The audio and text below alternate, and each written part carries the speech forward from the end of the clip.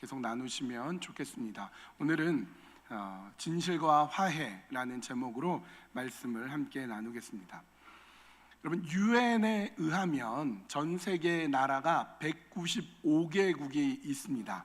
준회원 국가까지 하면 200개 나라가 넘는데요. 그렇게 세상에 이렇게 많은 나라가 있어요. 200개 가까운 나라들이 있는데 그 나라 중에서 여러분 한번 맞춰보세요. 가장 안전한 나라는 어디일까요? US 뉴스 앤 월드 리포트에서 사회, 정치 안정, 교육제도, 경제, 문화, 치안, 국방, 복지 등등을 다 해서 2022년 1위 나라가 발표가 됐어요. 2023년은 이제 아직 남았으니까 내년에 발표가 되겠죠. 어느 나라일까요? 정답은 스위스였습니다. 2위가 어딜까요? 2위는 독일입니다. 3위는 어딜까요? 3위는 캐나다입니다. 캐나다. 그리고 작년에는 1위가 캐나다였습니다. CS 글로벌 파트너스라는 기관에서 안전, 보안, 삶의 질, 경제적 기회, 재정적 자유, 글로벌 이동성 등등을 다 해서 가장 잘 사는 나라, 가장 안전하고 좋은 나라, 괜찮은 나라를 뽑으면 195개, 거의 200개 가까운 나라들 중에서 캐나다가 항상 상위권에 있었습니다. 아주 최상위권에 있는 나라입니다. 그러니까 우리가 살고 있는 캐나다는 잘 사는 나라이고 안전한 나라라는 것을 우리는 알 수 있습니다. 그런데 이런 캐나다에도 어두운 역사가 있습니다. 캐나다에 어떤 어두운 역사가 있느냐? 1860년대에서 1998년대까지 원주민 기숙학교가 있어요. 이런 사진에서 보는 것처럼 원주민 아이들이 학교에 가서 교육을 받는 거죠. 얼핏 보면 좋아 보이고 아이들이 교육을 받아서 점점 깨우치고 지식이 넘칠 것 같지만 사실은 원주민 말살 정책이었습니다. 강제로 교화시키는 아주 잔혹한 일들이 벌어졌습니다. 이 원주민 기숙학교에 강제로 들어간 원주민 아이들이 학대, 폭행, 성폭행, 영양실조, 전염병, 사망 등에 이르게 되었습니다. 2021년 5월에 캡룹스 원주민 기숙학교에 215명의 원주민 아이들의 유해가 발견이 되면서 캐나다 사회가 발칵 뒤집혔습니다. 그러니까 우리 장로님 기도하신 것처럼 수천 명의 아이들이 죽거나 집으로 돌아가지 않는 일이 벌어졌습니다. 그래서 충격을 주었죠. 오늘은 진실과 화해의 주일로 우리가 같이 섬기고 있습니다. 진실과 화해의 날이 우리 캐나다에서 세 번째가 됐는데요. 작년에 또 재작년에 오렌지 셔츠 주일 이렇게 했는데 그 유래가 있어요. 오렌지 셔츠, 저도 이렇게 오렌지 색깔 스카프를 두르고 있는데 유래가 있습니다. 1973년에 6살이 된 이 아이 이름이 필리스 웹스타드라는 여자아이인데요. 6살이 되니까 학교를 가게 되었습니다. 그런데 이 여자아이는 지금도 살아있어요. 1973년에 6살이니까 지금 56세, 57세 요 나이에 있는 중년의 여인이 되었어요. 그런데 6살 아이가 학교를 가게 되니까 할머니가 되게 가난했거든요. 근데 돈을 잘 모아서 오렌지색 셔츠를 사줬어요. 방울이 달리고 되게 예쁜 오렌지색 셔츠를 입히고 학교 가니까 선생님한테 잘 보여야지 보냈는데 학교에 가자마자 옷을 강제로 뺏깁니다. 그리고 다시는 돌려주지 않고 강제 교육을 받았죠. 그 스토리가 이렇게 그림으로 되어 있는데요. 여러분 잘 보시면 이 검은 옷을 입은 분들은 수녀님입니다. 그리고 뒤에 십자가가 그려진 학교예요. 가톨릭 학교에서 또 몇몇 개신교에서 학교를 운영하면서 원주민 아이들을 가르쳤는데 사실은 굉장히 강제적인 교육이 이루어지고 학대가 이루어지게 됐죠. 그래서 마치 무서운 무슨 공포 영화 포스터처럼 보이기도 합니다. 그래서 이 여인의 가슴 아픈 스토리를 듣고 2013년부터 윌리엄 레이크라는 곳에서부터 이제 이날이 되면 오렌지 셔츠를 입기 시작한 거죠. 캐나다 전역으로 확산이 되었고 이윽고 2021년부터 내셔널 데이로 국립 기념일로 전국적으로 진실과 화해의 날로 제정이 되었습니다. 올해가 3년째가 됐어요. 그러니까 어떻게 보면 우리는 이 일과 관련되어서 굉장히 역사의 한복판에 살고 있는 셈입니다. 캐나다에 이런 어두운 역사가 있는데 그럼 우리나라에도 어두운 역사가 있는가? 우리나라에도 진실과 화해위원회가 있는가? 있습니다. 우리나라에도 진실과 화해위원회가 있는데요, 2005년도에 대한민국 독립적인 국가조사기관으로 출범을 했습니다. 우리나라에는 또 어떤 일이 있었길래 진실과 화해위원회 이런 것들이 생겼는가? 뭐 원주민 학대하고 이런 게 있나? 그렇진 않고요, 우리나라의 근현대사의 굴곡지고 가슴 아픈 이야기들을 여러분은 잘 알고 있습니다. 먼저 일제시대 때 우리는 어떠했습니까? 우리가 창씨 개명을 해야 됐어요. 김씨, 이씨, 박씨, 최씨, 뭐 좋은 성이 다 있는데 뭐 나카무라 뭐 이런 이름으로 뭐 일본 이름으로 바꿔야 됐고, 상투를 두는 문화가 있는데 머리를 자르는 단발령이 있고, 한국어를 쓰지 못하는 일본어를 강제로 사용해야 되는 그런 아픔이 있었습니다. 거기에 저항하고 항거하는 독립운동가들을 잡아 가두고 죽이는 이런 어려운 일이 있었고, 뭐 누나가 되고 젊은 여인이 되는 이 여인들이 강제로 일본 군대에 끌려가서 일본군의 성적 놀이개로 학대를 받는 위안부 사건도 있었습니다. 그것이 얼마 전에 있었던 일이에요. 그리고 해방이 된 다음에, 해방이 된 지 5년이 채 안 돼서 1950년 6월 25일에 전쟁이 발발하게 됩니다. 6.25 전쟁으로 사망한 군인만 남한이 13만 7천 명, 북한이 29만 4천 명. 군인이 죽고, 군인이 아닌데 민간인인데 죽지 않아도 되는 민간인이 남한이 37만 3천 명, 북한이 40만 6천 명이 죽습니다. 그 외에 부상, 실종 등 다 합치면 남한이 150만 명, 북한이 330만 명입니다. 그러니까 여기에 연합군이나 중공군까지 다 합치면은 이 6.25 전쟁으로 500만 명 이상이 죽거나 다치거나 큰 부상을 입거나 실종되었던 겁니다. 엄청난 비극을 우리나라가 겪었습니다. 어제까지도 멀쩡히 살아 있었는데 전쟁으로 가족이 죽고 피난 가고 이런 비극이 벌어졌습니다. 제가 제주도 출신이니까 제주도는 4.3 사건이 있었습니다. 4.3 사건으로 제주도 전체 인구의 8분의 1이 싹 죽었습니다. 4만 명에서 8만 명까지가 서로 좌익과 우익으로 나누어서 서로 죽고 죽이고 이런 일이 벌어졌어요. 제가 어릴 때 4.3에 대해서 배우면서 얼마나 깊은 슬픔을 느꼈는지 모릅니다. 우리나라 현대의 민주화 운동을 통해서 5.18 광주 민주화 운동 때 수많은 사람들이 죽고 폭력과 의문사로 끌려가고 이런 일들이 벌어졌어요. 그 외에도 우리나라 여러 사건 사고가 있었습니다. 삼풍백화점이 무너지고 성수대교가 무너지고 세월호 사건이 있었고, 벌써 1년이 다 돼가는데 또 이태원 참사가 있었고, 이런 어려움이 있고 사람이 죽고 가족이 죽어가는 일이 있으면 말할 수 없는 엄청난 상처와 아픔이 있게 됩니다. 그런 일들이 우리나라에 있었어요. 여러분, 그런데 이런 고통을 겪은 나라는 캐나다나 우리나라만이 아니라 전 세계 많은 나라가 있는데, 그 중에서 남아프리카 공화국이라는 나라는 정말 잔혹한 현대사를 겪었습니다. 그런데 이 남아프리카 공화국, 사우스 아프리카라는 나라는 이상하게 그 현대사 속에서 이것을 극복해내기 시작합니다. 이런 과거의 어려움과 아픔을 극복해내게 되는데 어떻게 극복했는가? 제가 두 사람을 잠깐 소개를 합니다. 한 분은 데드먼드 투투라는 분인데요, 이렇게 생긴 분입니다. 복장을 보면 아시겠지만 성직자예요. 이분은 영국 성공의 주교, 목사님이신 거죠.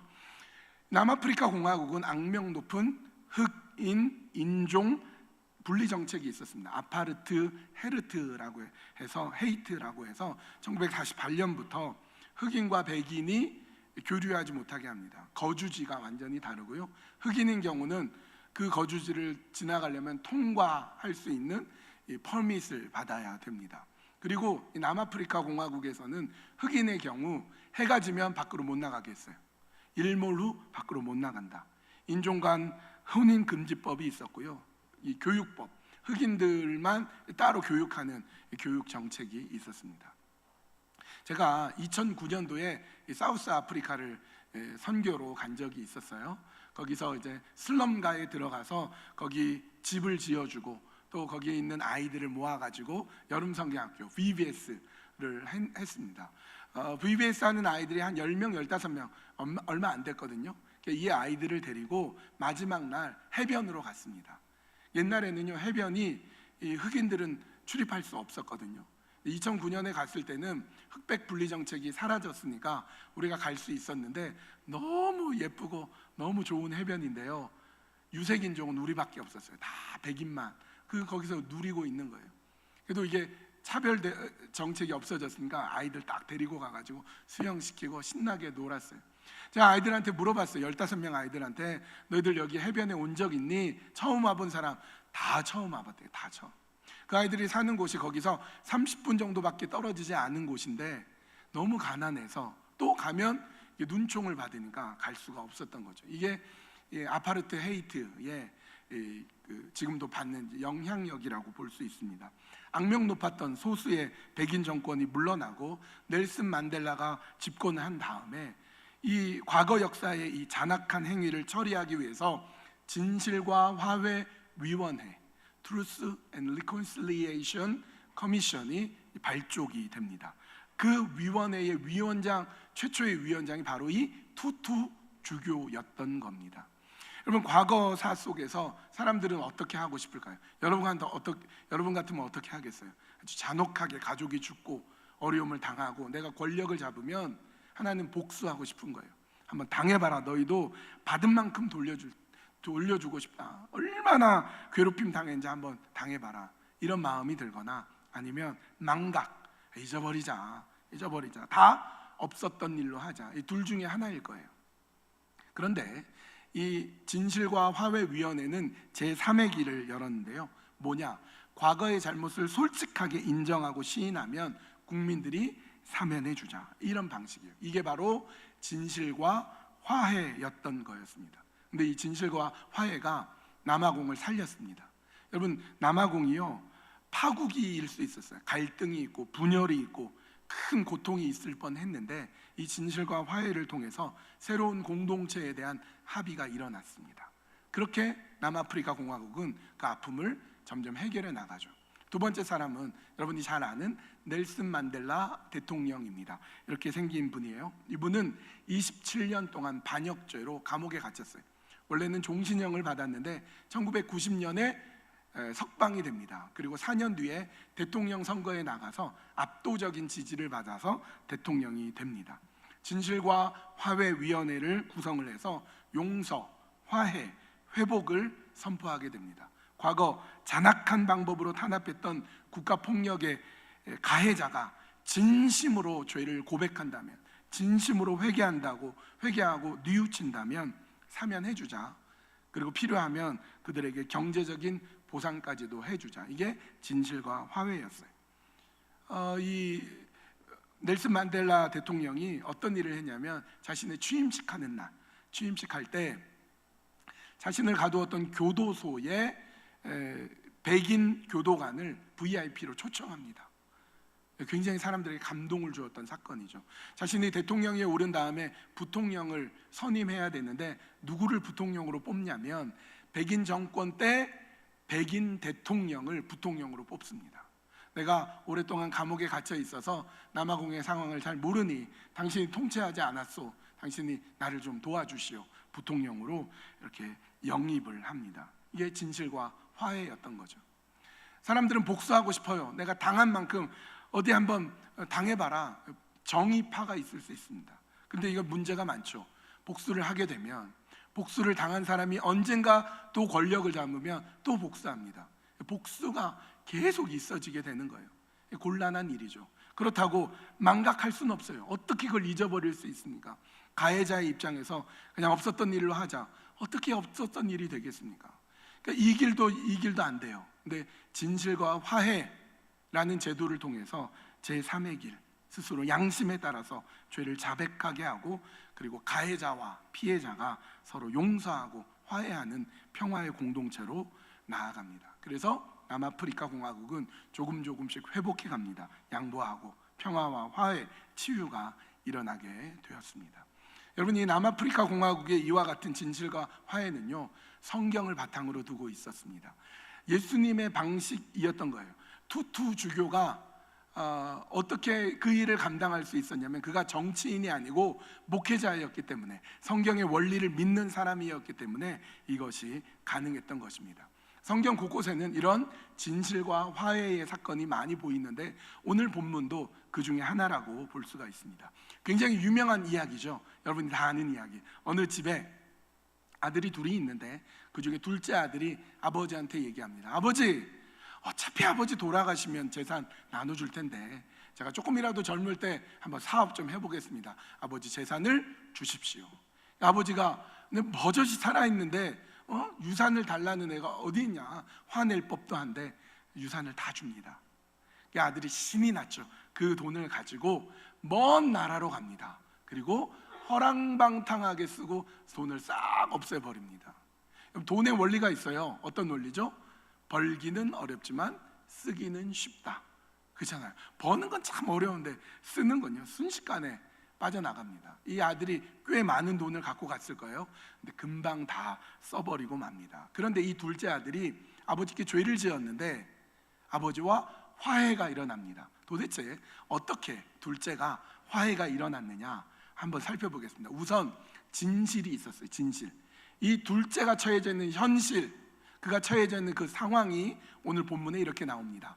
가서 그 나라 백성 중 한 사람에게 붙여 사니, 그러니까 먼 나라 가가지고 먹고 살아야 되니까 어떤 사람한테 도와달라고 한 거예요.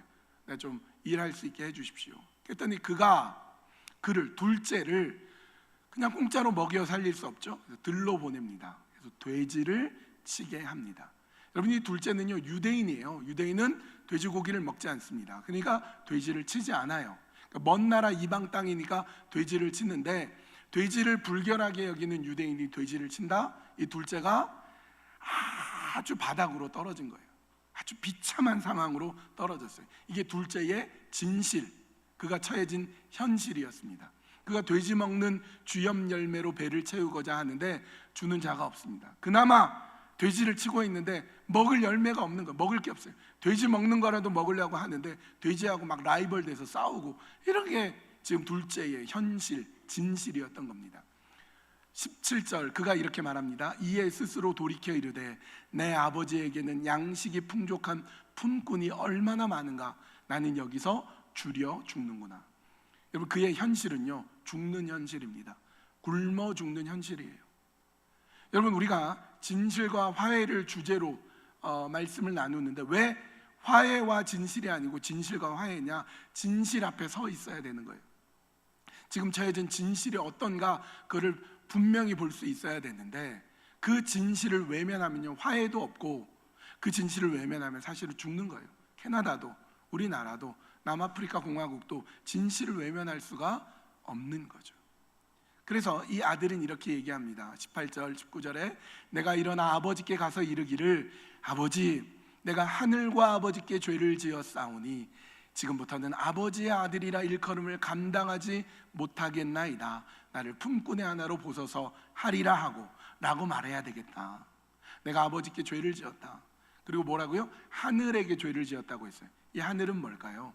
땅과 반대되는 하늘인데, 이 하늘은 유대인들이 하나님의 이름을 망령되이 부를 수 있으니까 하나님을 함부로 안 부르려고 하나님을 대신해서 하늘이라고 부를 때가 있어요. 그러니까 이 하늘은 하나님을 말하는 거예요. 이 아들이 알았어요. 내가 아버지께 죄를 지었고 하나님께 죄를 지었구나. 여러분, 우리가 누군가에게 가해를 하면 그 사람에게만 잘못한 게 아니라 사실은 하나님께 죄를 지은 겁니다. 그 사람을 사랑하시고 그 사람을 창조하신 그 하나님께 죄를 지은 거거든요. 그래서 그는 깨달았어요. 내가 하나님께 죄를 지었습니다. 내가 아버지께 죄를 지었습니다. 그렇게 진실로 회개하고 진실로 고백해야 되겠다 마음을 먹습니다. 이게 진실 파트예요. 그 다음에 어떤 화해가 일어나느냐, 20절은 이렇게 됐어요. 이에 일어나서, 이 둘째가 일어납니다. 아버지께로 돌아갑니다. 얼마나 가기 싫었을까요? 얼마나 창피했을까요? 얼마나 망설여졌을까요? 그러나 이 진실 앞에 서지 않으면 화해가 일어나지 않으니까 아버지께로 돌아갑니다. 근데 놀라운 일이 벌어지죠. 거리가 먼데, 아직 거리가 멀어요. 이 아들은요, 처음에 갈 때 멋진 옷 입고 돈 잔뜩 가지고 의기양양하게 갔는데 돈 다 써버리고 돼지 치면서 옷도 더 지저분하고 맨발에 아주 더러운 몸으로 왔을 거예요. 사람들 못 알아봤어요. 근데 아버지는 알아봅니다. 아직 아들이 멀리서 오고 있는데 우리 아들이구나 알아봐요. 어떻게 알아볼 수 있어요? 아버지는 졸고 있지도 않았어요. 아버지는 딴짓하고 있지 않았습니다. 아들이 언제 오나? 우리 아들 언제 오나? 근데 멀리서 거짓골을 하고 둘째가 오는데 아버지가 그를 보고 측은히 여겨 달려가 목을 안고 입을 맞춥니다. 안아줘요. 안아줍니다. 근데 여기서 중요한 게 있어요. 우리 아버지가 안아주네? 나 뽀뽀해주네? 나 이제 다시 돌아왔구나. 다 용서받았구나. 아니에요. 여기서 처절하게 철저하게 회복하기 위해서 그가 고백하는 것이 있습니다. 진실 앞에 서는 게 있어요. 21절 아들이 이르되 아버지 내가 하늘과 아버지께 죄를 지었사오니 지금부터는 아버지의 아들이라 일컬음을 감당하지 못하겠나이다. 아버지한테 말해야지 라고 결심한 그대로 입이 떨어지지 않았을 거예요. 근데 고백하는 거예요. 아버지 내가 죄인입니다. 아버지 내가 하나님께 죄를 지었습니다. 용서해 주십시오.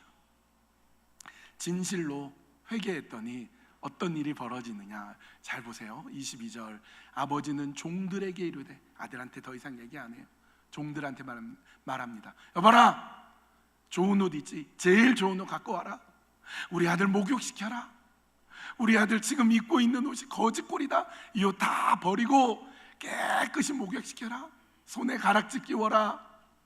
발에 신을 신겨라. 돼지 치느라고 발에 때가 끼고 냄새가 나는데 발 깨끗하게 씻기고 제일 좋은 신발 신겨라. 그리고 또 종을 또 불러요. 얘들아 살찐 송아지 있지? 송아지 끌어다가 잡자. 우리 잔치 벌이자. 우리 아들을 위해서 먹고 마시고 신나게 좋은 음식 대접하자. 이게 아버지였어요. 아들이 회개하고 나오자 그대로 다 받아주고 안아줍니다. 여러분 우리가 굉장히 유명한 얘기잖아요. 이 얘기에서 이런 질문이 있으면 여러분 이렇게 대답합니다. 이 중에 누가 제일 억울할까? 누가 제일 억울할까? 우리는 첫째라고 생각해요. 첫째가 그러거든요. 아버지 왜 나를 위해서는 염소 한 마리 안 잡아주다가 아들을 왜 살찐 송아지 잡습니까? 얘기하는데 사실은 첫째가 억울하지 않아요. 제일 억울한 것은 살찐 송아지입니다. 살쪘는데 잡아먹히게 되니까. 그러니까 아버지가요 그 정도로 아끼지 않고 용서하고 화해하고 품어주는 일이 생겨났습니다. 이것이 진실과 화해예요. 여러분 그러면 오늘 우리는 어떻습니까? 우리는 어떻게 진실과 화해를 이룰 수 있겠습니까? 여러분 이렇게 생각할지 몰라요. 저는 아버지 떠난 적이 없는데요. 저는 뭐 죄 지은 게 없는데요. 아닙니다. 어쩌면 우리는 둘째보다 더 심각한 죄를 짓고 있는지 모릅니다. 우리는 어쩌면 교회에 이 자리에 나와 있지만 하나님께 반항하고 하나님을 떠나고 하나님을 인정하지 않을 수 있어요. 교회 생활은 열심히 하지만 정말로 하나님을 하나님으로 인정하고 있습니까? 우리의 모습을 성경은 이렇게 진단합니다. 그때의 너희는 그 가운데서 행하여 이 세상 풍조를 따르고 공중의 권세 잡은 자를 따랐으니 곧 지금 불순종의 아들들 가운데 역사하는 영이라. 전에는 우리도 다 그 가운데서 우리 육체의 욕심을 따라 지내며 육체와 마음에 원하는 것을 하여 다른 이들과 같이 본질상 진노의 자녀이었더니 하나님께 반역하고 하나님을 떠났고 욕심을 따랐고 내 마음이 원하는 대로 내 욕망이 따르는 대로 진노의 자녀로 우리가 살았습니다. 하나님 인정하지 않아요. 종교 생활은 할지 모르지만 믿음을 갖고 있지 않습니다. 우리는 혹시 진노의 자녀가 아닙니까? 그런데 여러분 놀랍게도요 그런 우리를 하나님과 화해시키기 위해서 예수님이 하신 일이 있습니다. 예수님이 무엇을 하셨느냐? 이제는 전에 멀리 있던 너희가 그리스도 예수 안에서 그리스도의 피로 가까워졌느니라. 멀리 있었어요. 둘째는 돌아오기라도 했지 우린 돌아올 마음이 없어요. 아버지 없어도 나 살만해요. 하나님 없어도 나 살만해요. 그렇게 멀리 있던 우리를 예수 그리스도께서 그 피를 흘리시면서 우리를 아버지께 돌이키게 만듭니다. 에베소서 2장 16절 또 십자가로 이 둘을 한 몸으로 하나님과 화목하게 하려 함이라. 원수된 것을 십자가로 소멸하시고, 하나님이 우리 아버지신데 원수가 되었어요. 하나님 인정하지 않아요. 그렇게 원수로 되어 있었는데 예수님의 십자가로 우리를 아버지께 돌아오게 만드십니다.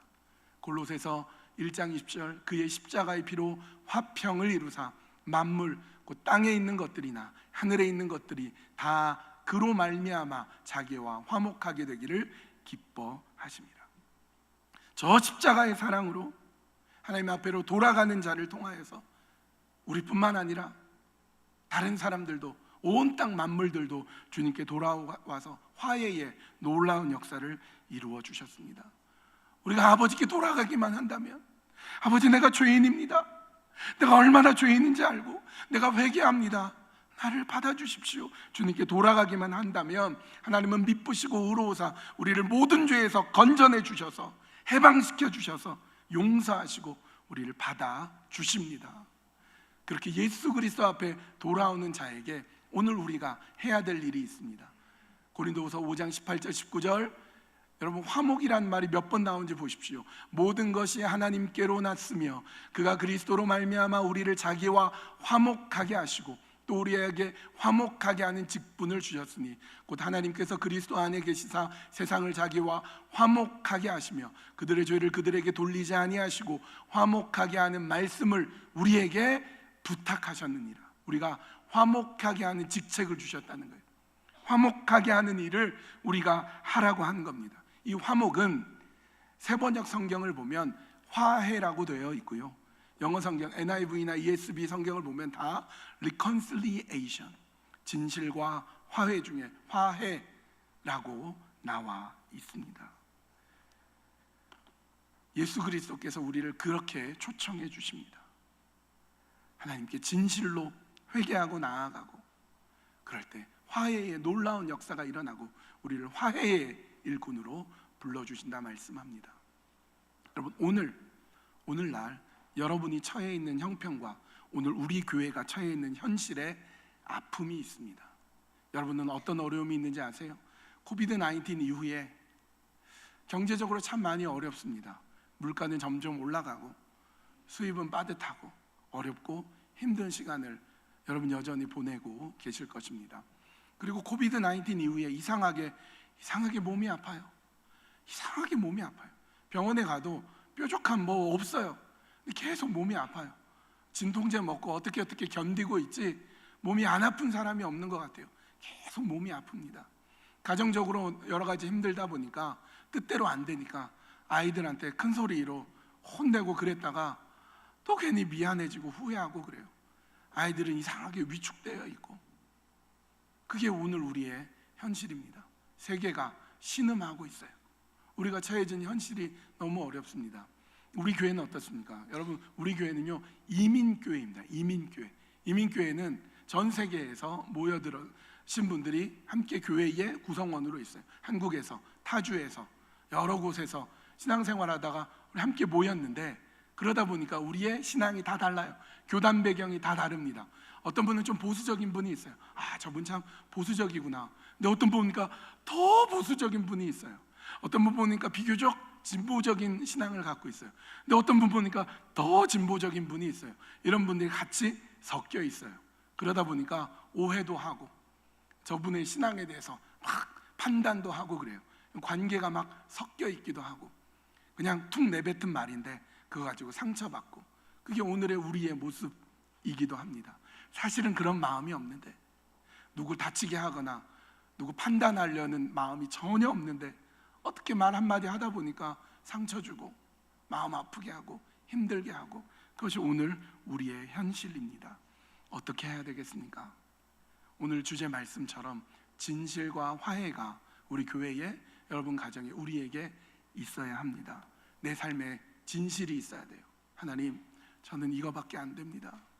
저는 이렇게 어렵습니다. 내가 처한 현실이 참으로 곤고합니다. 그러나 하나님, 내가 하나님께 회개합니다. 하나님, 제대로 믿지 못했던 것, 하나님을 하나님으로 인정하지 못했던 것, 하나님 용서해 주십시오. 나와 관련된 사람 속에서 내가 본의 아니게 상처 주었던 것 하나님 용서해 주십시오.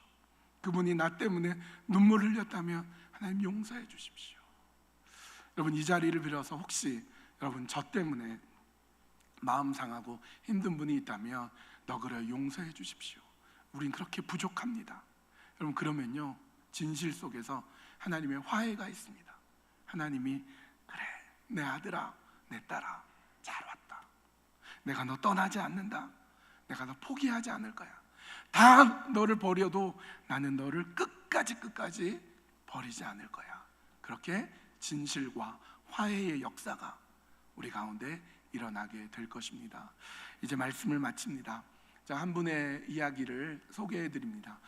우리 교회가 12분의 선교사님과 협력 사역을 합니다. 각 공동체마다 한 분의 선교사님 놓고 또 기도하고 섬기고 있는데요. 우리 시몬 공동체에서 우리 함께 섬기는 이유에넴 최승일 선교사님이 있어요. 이유에넴은 에드먼튼 얼번 네이티브 미니스트리입니다. 그러니까 에드먼튼이란 도시에 원주민들이 살고 있는데 그들을 돕는 선교사님이신데요. 원주민들은 여러분 알다시피 원주민 그 지역에 살고 있으면 보조금을 받습니다. 근데 원주민들이 그거 가지면 술을 마시거나 마약을 합니다. 그래서 몸이 더 망가져가요. 그러니까 원주민 중에서는 이렇게 살면 안 되겠다, 도시로 가야지 하고 도시로 가면 보조금이 끊겨요. 기반도 없고 정부 보조금도 끊어지니까 도시 빈민이 되어서 살아갑니다. 그런 사람들을 최승일 선교사님이 섬기는 거예요. 어떻게 섬기느냐? 샌 앤드류라는 교회에서 무료 급식을 합니다. 거의 매일 무료 급식을 하고 쉼터가 되고 우리 집집마다 방문하면서 먹을 것을 또 나누어 주고 우리 자녀들을 VBS 성경 공부하고 또 예배드리고 기도하고 상처 입은 원주민들을 위해서 감싸주고 친구가 되어주고 이런 일을 합니다. 가운데 있는 분이 최승일 선교사님이에요. 쉽지가 않아요. 참 어려운데 작년에 우리 교회 50주년으로 여러 선교사님들이 말씀을 전했는데 이분이 수요일 날 말씀을 전한 적이 있어요. EUNM 선교사님인데 제가 EUNM 이사회가 있는데요. 이사장이에요. 제가 이사장이 되었는데 이분이 이제 선교사님이고 제가 이사장이니까 선교사님한테 얘기했어요. 아니 코비드로 어렵고 여러 힘든 일이 있는데 아니 어떻게 원주민 사역 하시냐고, 어떤 마음으로 하시냐고, 뭐 어떻게 하시려고 그럽니까? 막 얘기를 해요. 그럼 그분이 작년 수요예배 때 나눈 말씀을 이렇게 종종 얘기합니다. 그때 여러분 혹시 아시는 분이 있을지 모르겠는데 이런 사진을 보여줬어요. 이 사진 뭔지 아세요? 항공 사진입니다. 지금 굽이굽이 흘러가는 게 뭘까요? 이게 보우강입니다. 보우리버예요. 근데 이분이 무슨 얘기를 하냐면 강은 직선으로 흘러가지 않는데요. 굽이굽이 흘러가는데 꼭 우리 인생과 같은 거죠. 이렇게 흘러가다가 뭐가 막히면 돌아가고 이렇게 굽이굽이 흘러갑니다. 그리고 막힐 때 강이 깊어진대요. 깊어지면서 거기에 생태 환경이 막 조성이 되는 거죠. 그리고 이 강은 결국 바다로 흘러갑니다. 그래서 이 선교사님 얘기하는 게 뭐냐면 하나님의 역사는 한 번도 실패한 적이 없다는 거예요. 원주민 사역을 하면서 어려운 일이 늘 있지만 하나님은 바다처럼 우리를 받아줍니다.